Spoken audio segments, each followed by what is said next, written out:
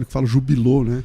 Você está aposentando, você está pendurando as chuteiras. Como que é essa história? Não, nada a ver.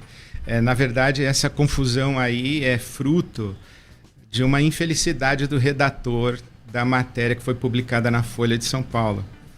O Juliano Speyer escreveu: Ed Renekiewicz apresenta seu sucessor e a IBAB está sob nova direção. Aí não tem margem para... E aí não tem margem de... né? Mas não, na verdade o que aconteceu, o pastor Kenner Terra chegou na IBAB, eu apresentei domingo, para ser um dos pastores da IBAB e repartir comigo a orientação pastoral da IBAB, o púlpito da IBAB. Ele chega com bastante peso, porque é um pastor com senioridade, é um pastor sênior. O Kenner chega, é uma felicidade para nós, uma alegria receber o Kenner, mas eu não estou saindo. A governança da nossa igreja... Como é que funciona a estrutura É interessante da IBAB, isso. Então, a governança da IBAB, primeiro que o fórum máximo de autoridade de uma igreja batista é a sua assembleia. Isso. A assembleia onde todos os membros têm vez e voz, podem se expressar e podem ser votados, votar, e ela é a autoridade. Então, o que a assembleia de uma igreja batista decide, ninguém revoga.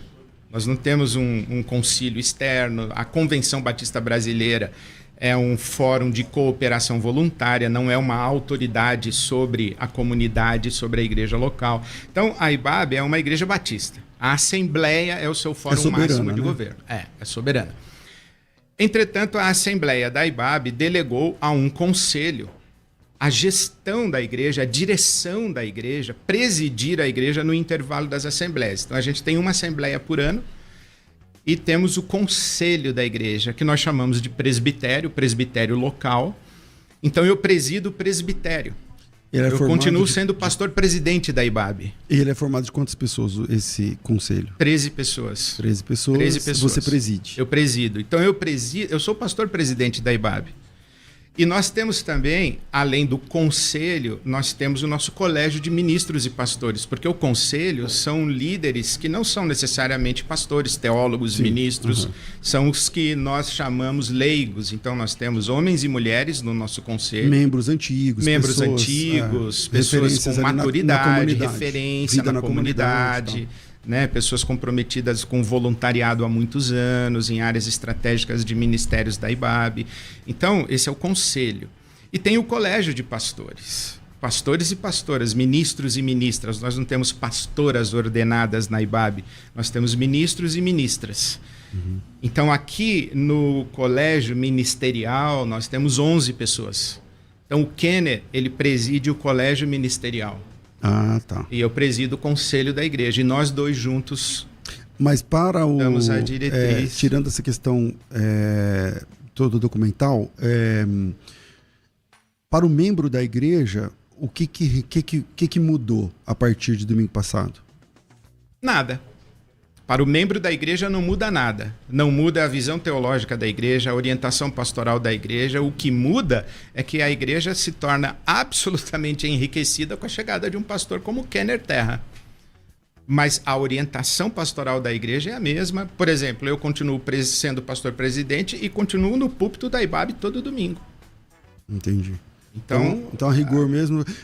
Mas você vê, como uma notícia...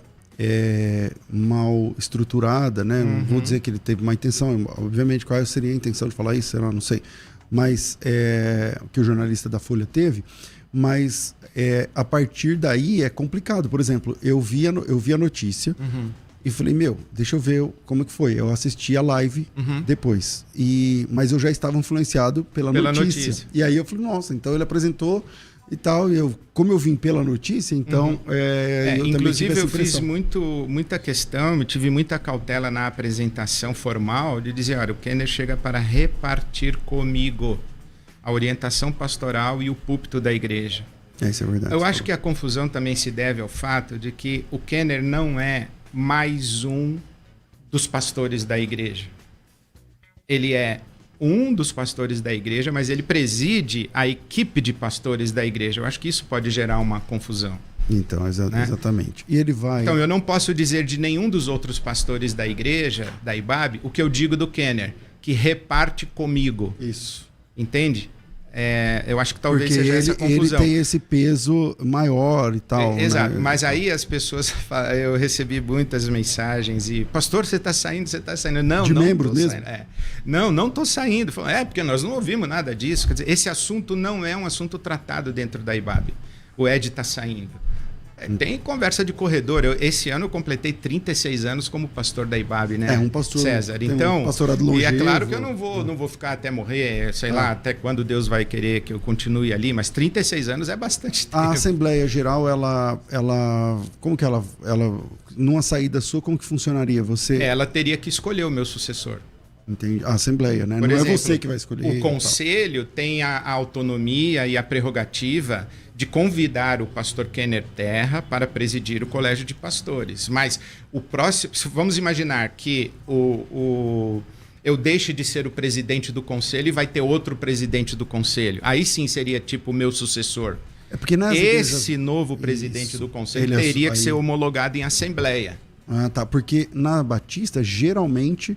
O presidente da igreja, que é da Assembleia, do Conselho, também é o pastor. Isso. Muitas vezes. Então lá continua do mesmo jeito. Do mesmo jeito. Não muda nada. O que muda é que ele está vindo para liderar a turma de pastores que a igreja já tem. Isso. Legal. Ele vem presidir o... E ele é parente do Dom Terra? Eu estou falando só pelo sobrenome. Não, nada a ver. Não, que eu saiba não. Tá. Bom, vamos lá. Tem aí várias... Quando fala Ed René, eu não sei de que ano para cá que mudou. Quando se fala Ed René, o assunto é polêmicas teológicas e polêmicas sobre as falas e pregações e tal. Quando começou isso, Ed? Quando você não entrava no radar da questão polêmica? Quando? Até quando que você falou, a partir de tal ano assim, começou? Eu acho que foi quando, faço questão de dizer isso, quando distorceram, manipularam, editaram o meu sermão da mulher samaritana. Até ali, belezinha. Tal. Até ali eu recebia críticas, mas as críticas naturais de... Não uma avalanche. Do tipo, não concordo com isso, não concordo com aquilo, que a gente, no dia a dia, um é milenista, outro é pós-milenista, o outro, não concordo com isso, não concordo com essas coisas. Só que ali houve um ataque maldito, porque só numa cabeça muito doentia, alguém acreditaria que eu teria dito que Jesus ofereceu o sêmen dele para a mulher samaritana.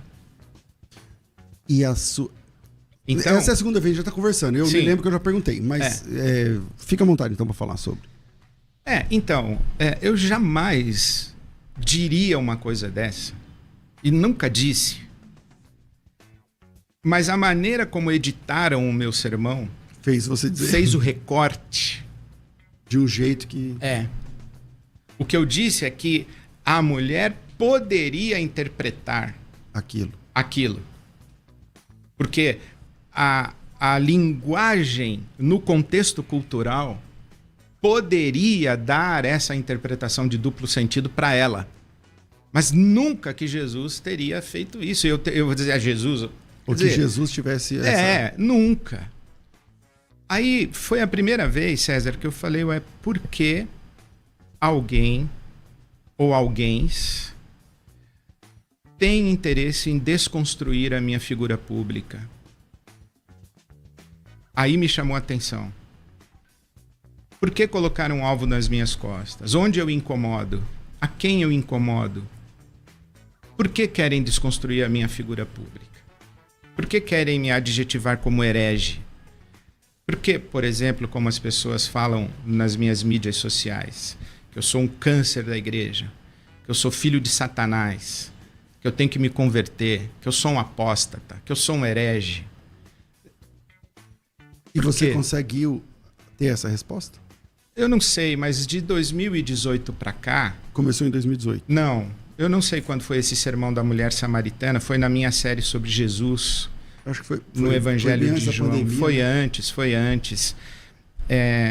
E essa maldição das mídias sociais que você pega um sermão de 40 minutos e transforma num corte de 1 minuto, 30 segundos. Tira de contexto, etc, etc, etc. Mas para mim, a grande inquietação que eu tenho, e hoje eu me pergunto isso, né? Por que é importante desconstruir a minha figura pública?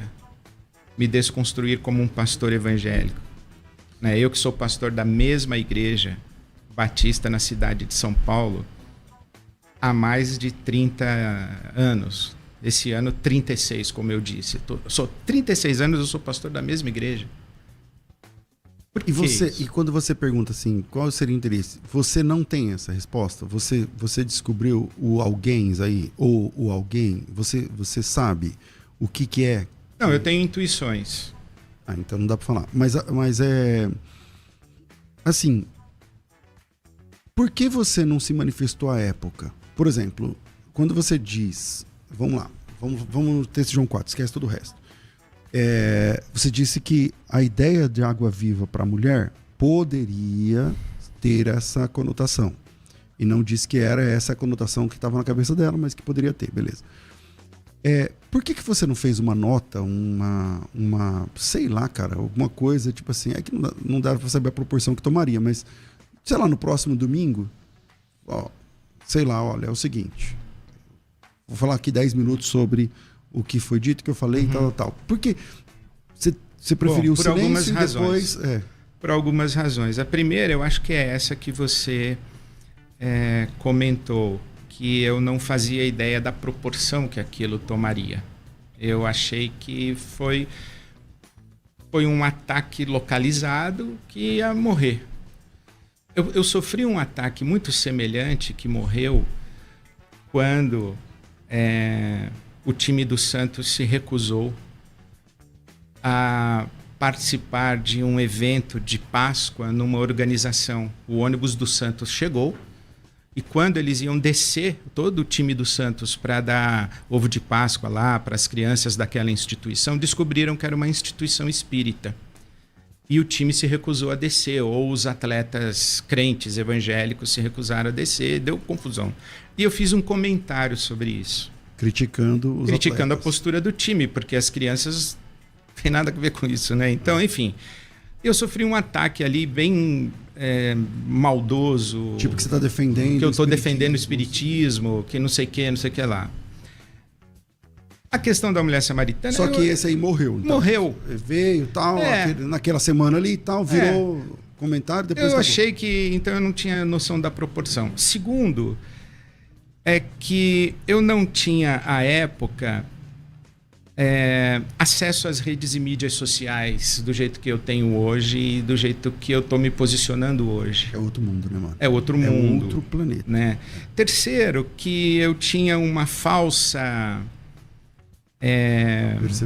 percepção, ou na verdade uma equivocada convicção de que eu devia satisfação apenas à minha igreja local, quando não é verdade. Se você é público, né? Eu tenho responsabilidade para com a igreja, com a comunidade evangélica no país e, enfim, com a sociedade. Então, hoje, por exemplo, César, me permita fazer abrir um parêntese. Hoje o que eu tenho? Eu tenho uma plataforma. Você falou que pastor Batista gosta de sigla, siglas, né? ERC+, ERK+. O ERC é de Renekiewicz. É de Renekiewicz. As três... Até no nome as vai iniciais do meu nome. ERK+.com.br é minha plataforma de conteúdo de espiritualidade cristã, pastoral, teológica, bíblica. Lá tem cursos e tal. Eu faço 2 lives semanais. Uma dentro da plataforma e uma outra live de quarta-feira às 20 horas, aberta no YouTube, para todo mundo. Ali, por exemplo, no ERC ao vivo da quarta-feira às 20 horas, eu gastei uma noite inteira falando sobre Deus Mãe. Depois polêmica agora. Foi outra polêmica agora. E aí, sim, eu tinha uma live dizendo, olha, o que eu falei no domingo no meu sermão foi isso, foi distorcido assim, assim, assim, e a minha compreensão disso, bíblica e teológica, é essa. Na minha live, tá lá. Agora, eu te digo mais. A sua pergunta, né? Por que no outro domingo você não gastou 10 minutos? Porque no atualizar a Bíblia, eu gastei 1h30. E não foi suficiente. Por isso é que eu te digo, a discussão não é teológica, não é bíblica, não é conceitual. É pessoal. Eu sou persona non grata para um contingente de lideranças evangélicas do país. Que parece que... E ponto final. O que eu disser não interessa o que eu quis dizer, o que eu disse realmente. Interessa desconstruir a minha imagem pública. E eu não tenho como lutar contra isso. Mas aqui você vai ter... eu vou fazer a pergunta e você Fica vai falar à vontade. Inclusive, posso fazer contraponto, se você me permitir. Claro. Bora falar do Deus Mãe, cara. Então, eu vi o corte, depois eu vi a sua pregação na íntegra. Isso não foi agora para conversar com você aqui, mas foi naquela semana que você trouxe essa palavra. Parece que era época de Dia das Mães também, eu não lembro. Acho que era próximo Dia das Mães ou era Dia das Mães, alguma coisa assim. Mas, vamos lá. Quando o pessoal, que eu também concordo que a maioria só vê o corte, que negócio é esse de Deus Mãe que você pregou? Qual que é a ideia? Essa é a minha pergunta aberta para você, embora eu tenha assistido. Primeiro, esse sermão está dentro de uma série de mensagens que eu preguei sobre saúde mental, baseada, a série, nos Salmos. Li vários Salmos. Esse sermão é do Salmo 131. Eu fiz calar e sossegar a minha alma, meu coração não é soberbo, não me exercito em coisas grandiosas e elevadas demais para mim, mas fiz calar e sossegar a minha alma como uma criança desmamada no seio de sua mãe. Então eu disse, a metáfora que o salmista usou foi que nós somos como essa criança no colo materno de Deus. Ok? É metafórico. Sim, como no Novo Testamento. Como no Novo Testamento, Jesus fala, a galinha junta seus pintinhos, não significa que Deus é uma galinha. Bom. Então, a sua compreensão teológica é a mesma. Deus não é uma mulher ou coisa parecida, mas não, é o que saiu, eu não escrevi a cabana. Na cabana que o Espírito Santo é uma mulher e Deus também é uma mulher. Eu não escrevi a cabana. Bom, voltando. Então, eu estava dizendo isso, que na oração nós entregamos ao colo de Deus, do Deus Mãe. Quer dizer, eu não gastei um sermão dizendo, irmãos, Deus não é pai, Deus é mãe. Não, eu usei essa expressão, descanse no colo do Deus Mãe, dentro de um contexto do Salmo 131. Que fala que... exatamente. Sabe, quem tem boa vontade e ouve, diz assim... Claro que o Ed não está dizendo que Deus é mãe e não é pai. Claro que o Ed não é insano de falar um negócio desse, de querer substituir no imaginário da tradição cristã que tem 2000 anos, fora a tradição judaica com quase 6000. Claro que o Ed não quer substituir o imaginário de pai para mãe. Eu não sou queer, não escrevi Bíblia queer, não estou nessa pegada.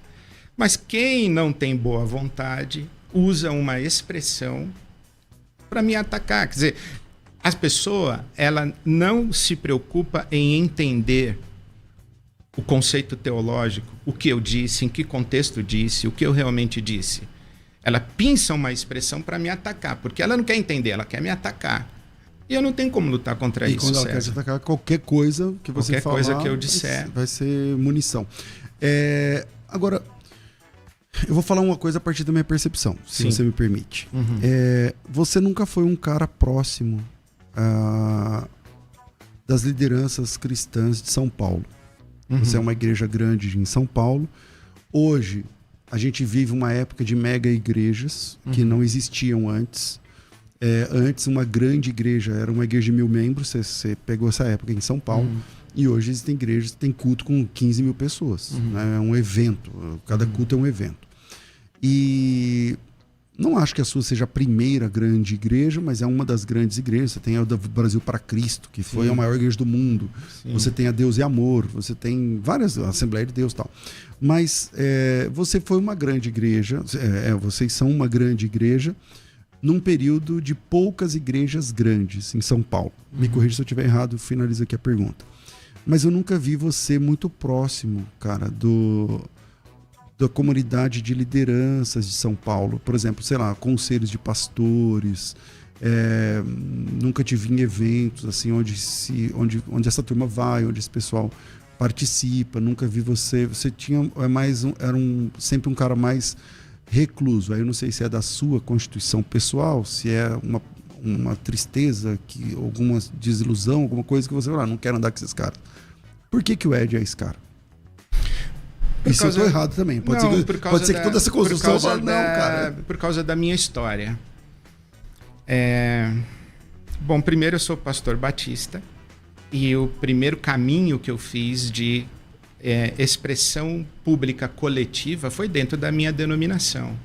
Então eu fui membro da diretoria da Ordem dos Pastores de São Paulo, fui membro da diretoria da Convenção Batista do Estado de São Paulo, fiz parte de várias comissões e comitês da Convenção Batista do Estado de São Paulo, frequentei as assembleias. Você era da brasileira ou da Convenção Batista Brasileira? Eu participava das assembleias anuais, eu fiz esse caminho até um momento em que eu entendi... Mas você ainda está falando da sua denominação. Estou falando da minha denominação. Até um momento que eu entendi que eu não tinha afinidade de pensamento teológico e de pensamento de presença pública da igreja com aquela coletividade, com a minha denominação. Você consegue trocar isso em miúdos?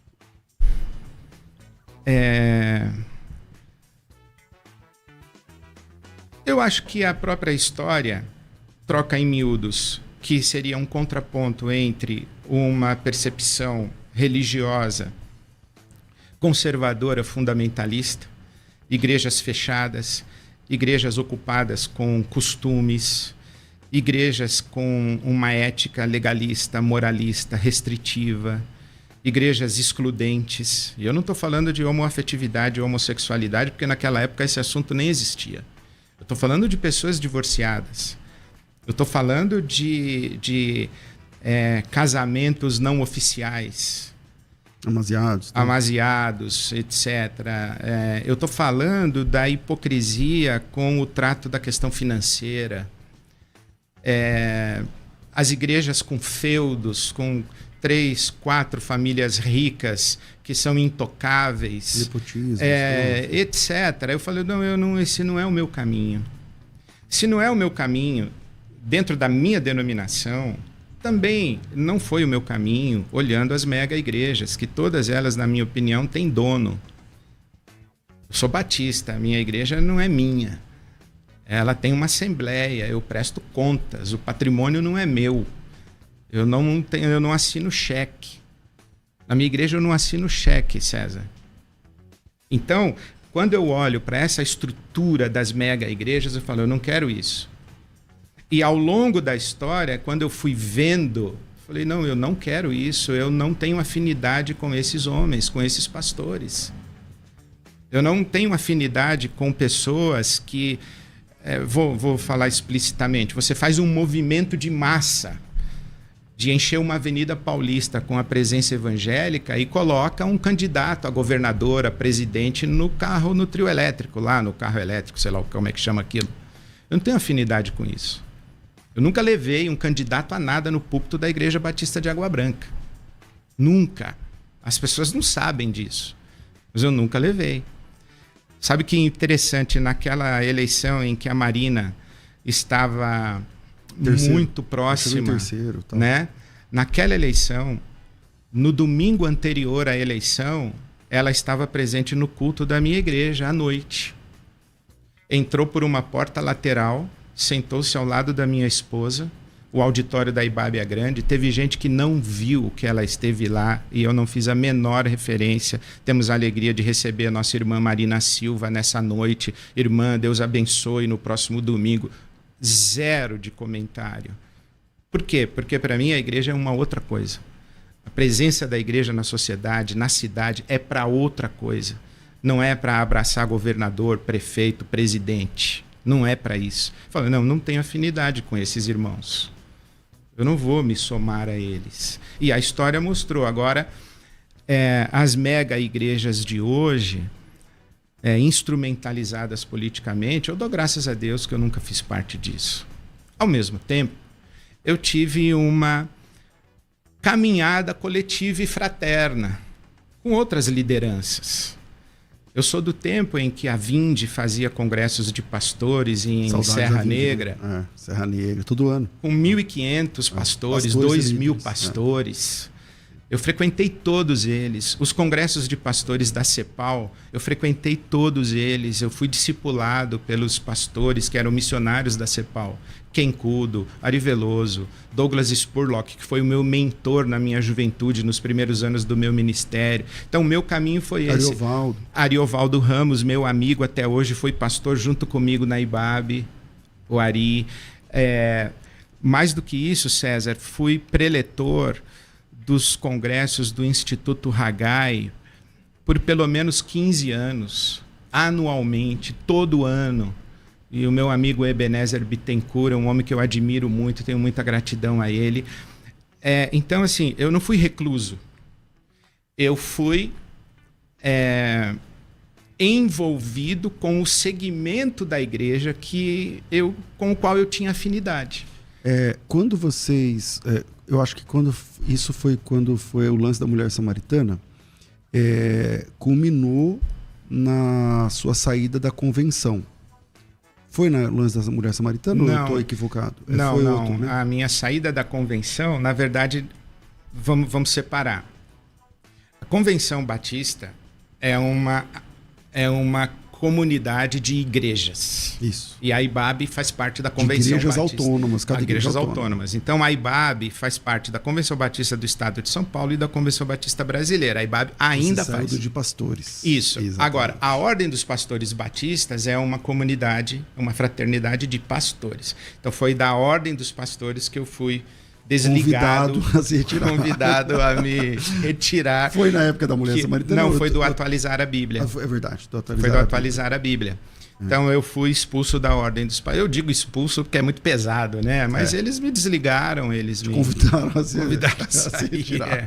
Tá, eu tenho que fazer um intervalo, mas passa. Tá, essa ideia então vamos voltar dessa ideia do Atualizar a Bíblia, porque recentemente eu vi um podcast onde você retomou essa questão e aí eu queria fazer essa pergunta. Então, vira aí, tem vinheta já no jeito aí, não existe, tem, não tem. Troca aí, a gente volta já, tem um recado especial da FTB para vocês. Vai. Sempre um convidado especial para a nossa conversa ficar muito melhor. Conversa entre amigos.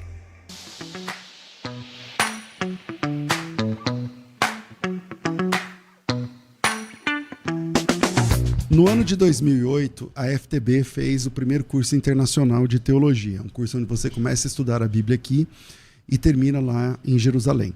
E de lá para cá, eu não sei quantas turmas nós já fizemos, mas olhando os meus carimbos lá, eu já estive lá com turmas talvez umas 60 e poucas vezes. E agora, graças a Deus, Israel volta a ter... paz ali, né, no Oriente Médio, não é bem no Oriente Médio, mas especialmente entre Israel e o Hamas. Valeu, Henrique. E a gente voltou, então, a montar a próxima turma para o curso internacional de teologia, que vai acontecer no dia 10 de outubro, o embarque dia 10. Então, você precisa receber o material didático do seu curso agora, no começo de fevereiro, para que dê tempo de você estudar.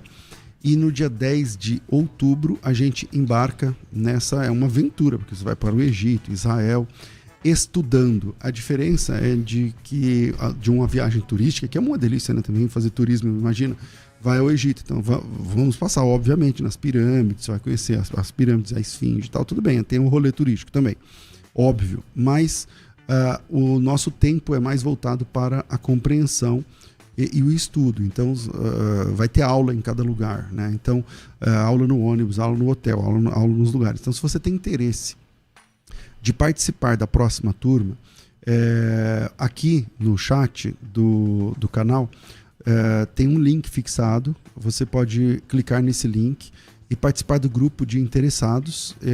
São 30 vagas apenas. Eu estou falando 30 vagas, mas nós abrimos ontem e eu não tive tempo de ver quantas nós temos disponíveis nesse momento enquanto eu estou falando isso. Pode ser que tenham, sei lá, 15, pode ser que tenham 3. Eu não tenho essa noção, no próximo programa eu falo.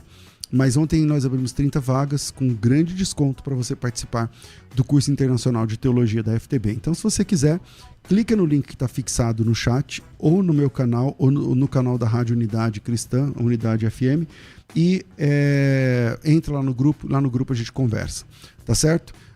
Vira aí, a gente volta aqui com o Ed, porque está chegando a hora de falar sobre atualizar a Bíblia. Pode ir, Sarnaldo, vira aí, vai. Participe da nossa conversa. Conversa entre amigos. Unidade FM.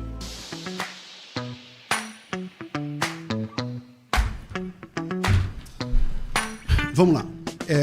Ed, você tinha falado... então é verdade, eu desculpa, fiz a associação errada com a mulher samaritana, mas é na época quando você falou sobre atualizar a Bíblia. Depois você fez realmente um vídeo mais longo, tratando o assunto... e você tem razão quando você disse que não adiantou. Você fez o vídeo e não adiantou. No vídeo que você fez, o grande depois, embora eu não concorde com tudo, mas eu entendi a sua ideia quando você disse do atualizar a Bíblia. Você não estava propondo o lançamento de uma Bíblia, Bíblia do Ed René, ou coisa parecida, Bíblia atual, onde se mudasse os textos da Bíblia, né? Pegar o do texto grego ou do hebraico e falar, isso aqui agora em português era proibido, agora vai escrever permitido do lado. Eu entendi que não é essa a ideia. Mas recentemente, num podcast que me perdoa, não vou lembrar agora, mas foi agora, semana passada que eu vi, e parece que é bem recente, você voltou a tratar esse assunto e me deu a percepção de que você afirmou, pelo menos ali, você falou, não, eu entendo que tem que atualizar sim algumas questões, não atualizar o texto, vou bem frisar aqui, não mudar o texto, mas atualizar a compreensão. Cara, tá, então do que você está falando mesmo agora de novo? Tá bom, obrigado pela pergunta. Deixa eu contar uma história antes disso. Quando eu fui interpelado pela Comissão de Ética da Ordem dos Pastores Batistas do Brasil, na reunião com a comissão, um dos pastores, um decano da nossa convenção, que eu vou proteger e não citar o nome dele por uma questão ética, ele disse assim, na reunião da comissão, que me interrogava, Ed, eu disse a mesma coisa que você disse na sua igreja, no púlpito da minha igreja, domingo passado, mas não com as palavras que você disse. Aí eu disse assim, então, pastor, eu estou sendo disciplinado por uma questão semântica.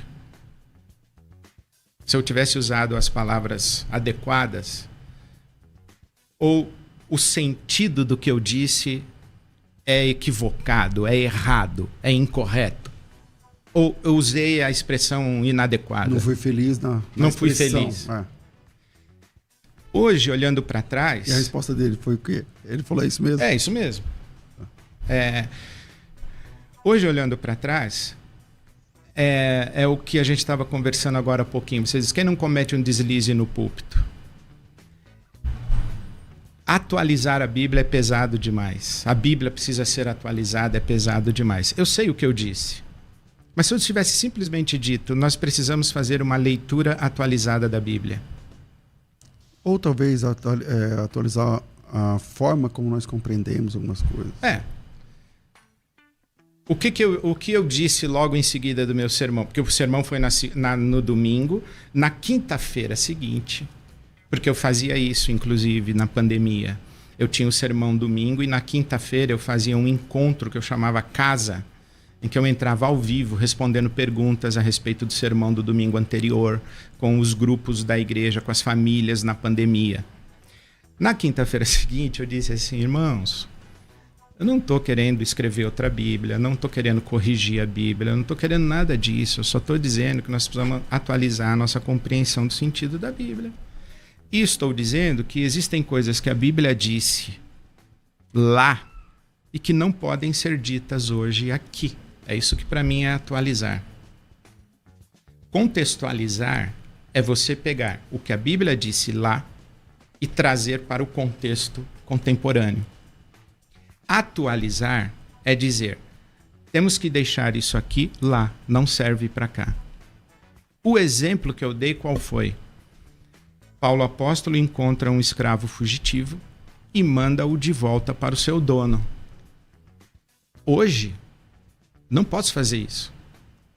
Se chegar uma pessoa na IBAB, no meu gabinete pastoral, e disser, eu sou uma pessoa que conseguiu fugir de condições de trabalho análogo ao trabalho escravo, ali no Bom Retiro, e o dono da tecelagem, o dono da confecção é aqui da sua igreja, eu não vou mandar o homem de volta para o Bom Retiro. Eu vou chamar a minha ovelha e vou confrontá-lo porque ele está cometendo um crime. Foi isso que eu disse.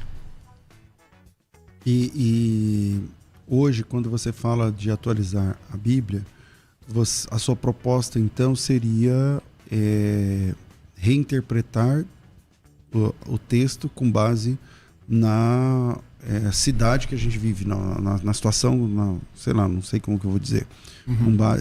Olhar para o texto sem mexer no texto, porque essa foi a impressão, né, que deu, essa que o pessoal começou a falar de mudar a Bíblia. Não quero mexer no texto bíblico. Sem mexer no texto bíblico. Jamais. Mas aplicando-o de uma forma contemporânea, seria? Interpretar o que a Bíblia diz. Veja, quando alguém sugere que eu estou querendo mexer no texto bíblico, isso me coloca num nível Ellen White. Exatamente. Num nível... Não, TJ, né? Testemunho de Jeová. Testemunha de Jeová. Então, enfim, é absurdo. Mas quando a gente fala em atualizar a leitura da Escritura e a interpretação da Escritura, nós temos que levar em conta, César, 2000 anos de história da igreja. Existe uma diferença entre o que é base bíblica e base teológica. Base bíblica é a referência bíblica. É o que eu abri aqui, Coríntios capítulo 6. Não vos enganeis, nem impuros, nem idólatras, nem adúlteros, nem efeminados, nem sodomitas, nem ladrões, nem avarentos, nem bêbados, nem maldizentes. Vamos pegar só os maldizentes? As nossas igrejas não têm nenhum maldizente. As nossas mídias sociais não têm nenhum maldizente. Agora, ouvindo a gente agora e comentando, não tem maldizentes, né? Se eu entrar aqui nos comentários do meu Instagram, eu faço uma lista de maldizentes. Faço uma lista deles. Bom, nós temos que interpretar. Outra coisa, efeminado e sodomita. O que essa palavra quer dizer? A tradução é essa mesmo? Como que era essa... O que significava isso lá 2000 anos atrás? E o que significa hoje? É a mesma coisa? Isso é interpretar. A base bíblica está aqui. 1 aos Coríntios, capítulo 6. Isso aqui é a referência bíblica. Tá, vamos interpretar isso aqui agora? Aí você tem bases teológicas. Então, em 2000 anos de história da igreja, a igreja tem uma tradição, uma fortuna crítica de compreensão do texto bíblico. Por exemplo, divórcio. Quando que o divórcio é legítimo? Uma leitura conservadora da Bíblia Sagrada vai dizer que apenas em 2 ocasiões.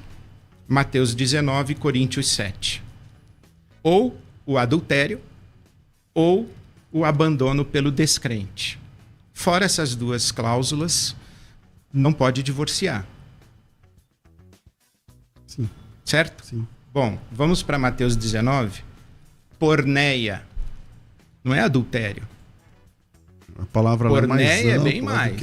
É mais ampla. Aí a gente já está interpretando a palavra. Tipo de crasse imoralidade. Exatamente. Sexual, por exemplo. Não exatamente somente adultério. Isso. Mas, por exemplo, a palavra, ela compreende, por exemplo, pornografia. Por exemplo, é de onde vem o pornografia. Porneia pornográfica. Exatamente. Entendeu? Então, porneia, a referência bíblica é Mateus 19. A base teológica é a interpretação que a gente faz de Mateus 19.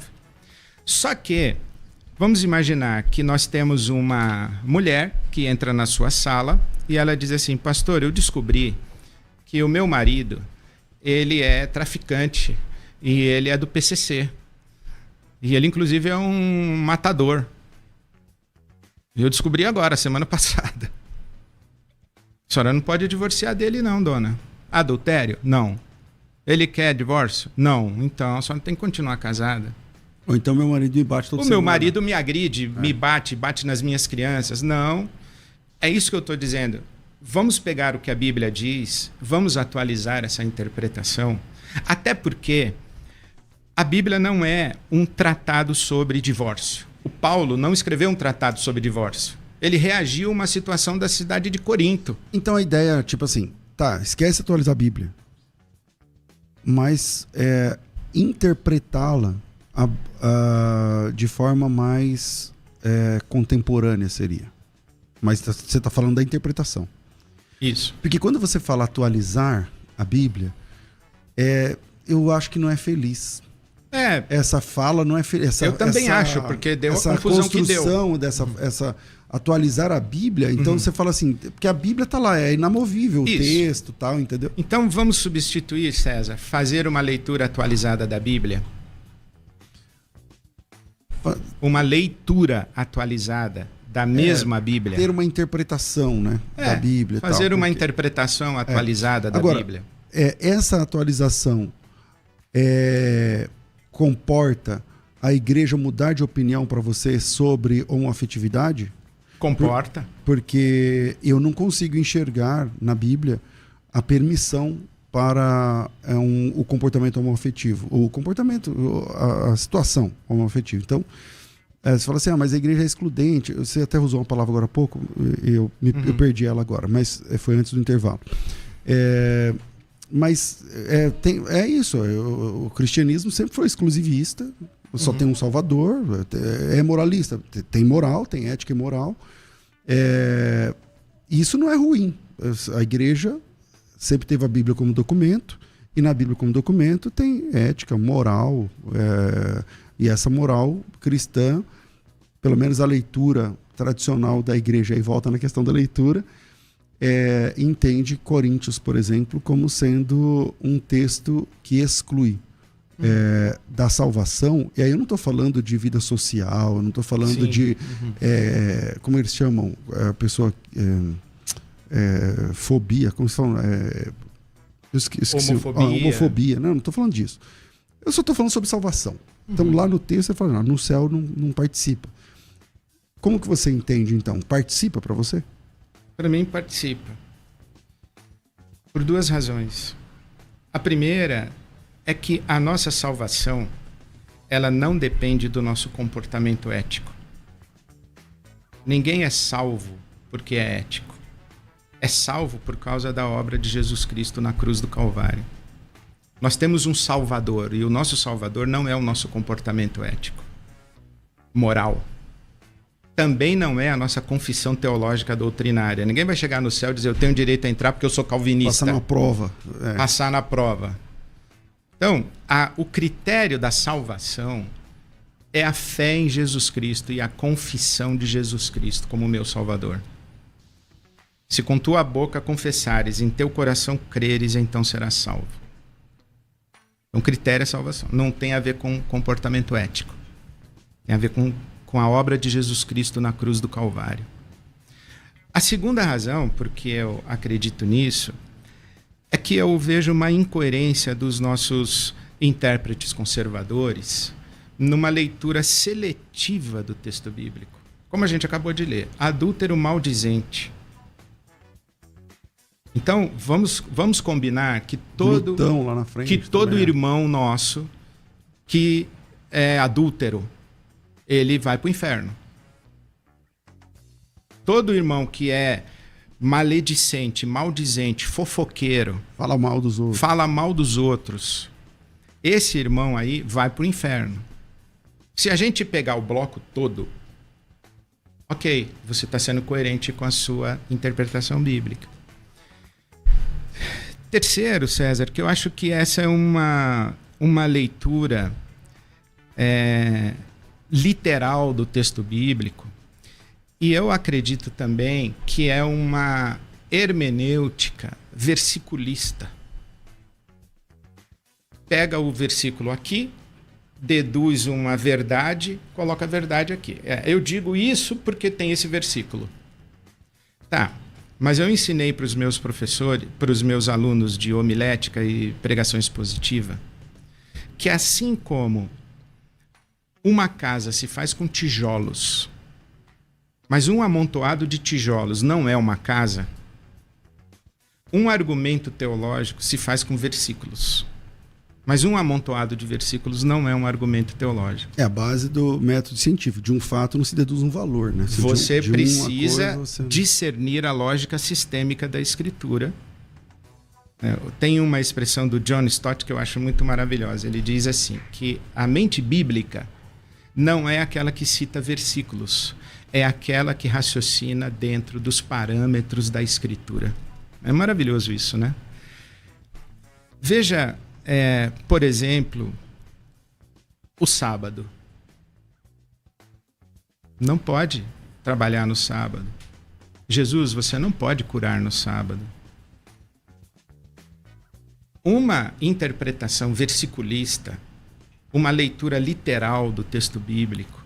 O versículo diz que não pode. Então você não pode curar. Aí Jesus diz, tá, vamos tentar entender a lógica dessa escritura e vamos entender que o sábado foi dado por Deus para proteger a vida e não a vida para proteger o sábado. O sábado foi criado para o homem, não o homem para o sábado. E vamos interpretar isso de maneira diferente, vamos curar esse homem aqui no sábado. É esse exercício que nós precisamos fazer com toda a Escritura, com todos os textos bíblicos. E é por isso que eu acredito que existem pessoas que não são apenas fiéis ao discernimento ético-moral da Escritura, elas são moralistas e legalistas. Elas são literalistas na aplicação da regra e da lei. Mentir é pecado. Mas se um homem entrar aqui agora correndo, se esconder embaixo da mesa e logo em seguida entra um outro com a faca na mão e diz, cadê ele? A gente diz, não tem ninguém aqui não. Mentimos. Mas é pecado. Ou a gente deveria dizer, não, tá aqui, mata ele aí. Tipo, a famosa hierarquia de valores, o que você protege primeiro. Fez, né, por exemplo. E por exemplo. Com os espias. Bom, óbvio, não é um debate, eu só estou fazendo aqui perguntas, argutas aqui. Eu te agradeço você me deixar expor livremente. Que bom. Mas quem sabe um dia a gente pode tratar um debate sobre isso, uma conversa mais voltada para esse assunto. Infelizmente, eu estou olhando aqui, a rádio começando agora e eu tenho que entregar, falta 4 minutos para a gente terminar. Que pena. Pena mesmo. Mas o que você propõe em Coríntios 6, sem querer, porque não dá tempo, mas você foi feliz na sua colocação quando você diz assim, tá, mas e uma maledicente também não é do reino. Então, uma maledicente, todo mundo que falou mal de alguém vai para o inferno? Ok, eu acredito, eu entendo que é o bloco, então se eu defendo que eu não concordo com a interpretação de que o homossexual pode continuar vivendo como homossexual, mas eu acredito que o evangelho transforma, inclusive, a vida do homem como um todo, inclusive todas as suas práticas. E eu entendo que o homossexualismo não está dentro da moral cristã. Mas você me fez pensar sobre isso, maledicente. Então, para mim, está no mesmo bloco. Se ele não tiver arrependimento disso, ele está comprometendo sua salvação. A gente não se salva mesmo. Quem salva é o Salvador. Mas a gente consegue se perder com uma facilidade muito grande. Embora nada que a gente faça nos salve, mas muita coisa que a gente faz nos faz se afastar nos afasta de Deus.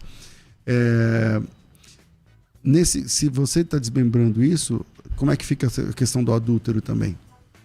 Aí ele também, você concorda que ele é salvo também, mesmo sendo adúltero? Porque se o homossexual no texto... Você diz, não, veja bem, há uma diferença entre eu concordar que um adúltero pode ser salvo do que eu concordar que o adultério é permitido. Então você concorda que E há uma adúltero diferença pode ser entre salvo? eu concordar que um homoafetivo pode ser salvo e eu concordar que a homoafetividade é permitida. Há uma diferença. E você concorda que é permitida ou concorda que é numa situação de exceção que ele é salvo? Isso é uma coisa muito interessante na própria nomenclatura que as igrejas e o movimento homoafetivo trata, ou homossexual e afetivo, trata isso. O que é uma igreja inclusiva na terminologia que é usada? É a igreja que diz assim, olha, você pode ser membro aqui e ser dessa nossa comunidade, porque o fofoqueiro também pode, o mentiroso também pode, o sonegador de imposto também pode, o adúltero também pode, né? O assassino E pode, você também pode. Mesmo continuando com a sua prática homossexual pecaminosa. Mas tem um monte de gente aqui que tem prática pecaminosa e a gente não exclui. Isso é uma igreja inclusiva, que trata o pecado da homoafetividade ou da homossexualidade como qualquer outro pecado. A igreja afirmativa diz, não é pecado ser homossexual. Não é pecado porque a homossexualidade ou a orientação homossexual ou homoafetiva não é um comportamento, é uma condição de uma pessoa. Não é uma questão de comportamento. Então você fala que essa igreja quem tem essa compreensão é Quem afirmativa. tem essa compreensão vai dizer, ok. Então sua teologia não é inclusivista, mas não, é afirmativa. Não, nem inclusiva nem afirmativa. Eu sei lá qual que é a minha teologia. O que eu quero dizer é que nós não podemos condenar homossexuais ao inferno pelo fato deles serem homossexuais. Foi isso que eu disse em 2020, é isso que eu estou dizendo em 2025. E acredito que as nossas comunidades têm que ser um ambiente pastoral para que essas pessoas, que inclusive todas elas, César, já estudaram a Bíblia de trás para frente, de frente para trás, mais do que você e eu, porque isso dói na alma delas. É uma questão de vida e morte para elas. Elas conhecem a Bíblia. Vamos recebê-las nas nossas comunidades, no ambiente da graça de Deus e deixar que na convivência amorosa conosco, o Espírito Santo faça uma obra na vida deles? Olha, é o que eu gostaria. Fica o convite. Fica pro debate. O convite. Fechou. Então, beleza. Não fechou nada, não. O debate fechou. Não fechou nada, não. Tá bom. Bom, é o seguinte, na outra rádio, a gente podia continuar pelo YouTube. Nessa rádio, por enquanto, a gente não consegue. Então, Ed, cara, quero te agradecer por esse papo. Muito bem-vindo aqui. Obrigado por fazer parte desse primeiro episódio aqui na Nova Rádio.